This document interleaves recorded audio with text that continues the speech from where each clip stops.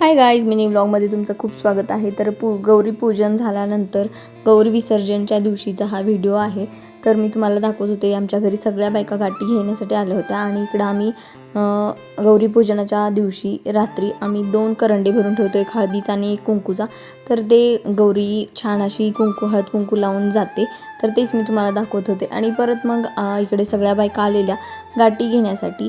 तर एकदम छान असं सगळ्या जणी घेऊन ते गाठी घेत होत्या आणि माझ्या ज्या छोट्या नणंदबाई आहेत त्या गौरीची कहाणी कथा सांगत होत्या। तर हे सगळे घेत बोलत ते करत होते आणि एकदम कसं तरी वाटत होतं। गौरी पण नाराज वाटत होत्या का तर त्या जाणार। आणि मग ते झाल्यानंतर सगळं झाल्यानंतर आईच्या ओटीमध्ये देत होते।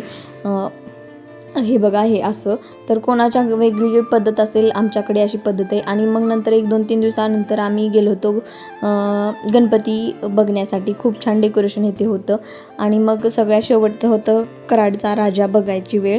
तर एकदम सुंदर होता आणि सगळीकडे बघण्याच्या नादात मी काही शूट केलं नाही आणि डायरेक्ट मग हा क्लिप आहे गणपती विसर्जनचा। तर गणपती विसर्जन करून आल्यानंतर मग मी छोटीशी क्लिप घेतली आणि ती आमची सावी बघा कशी मऊ तोंड करून बसल्या।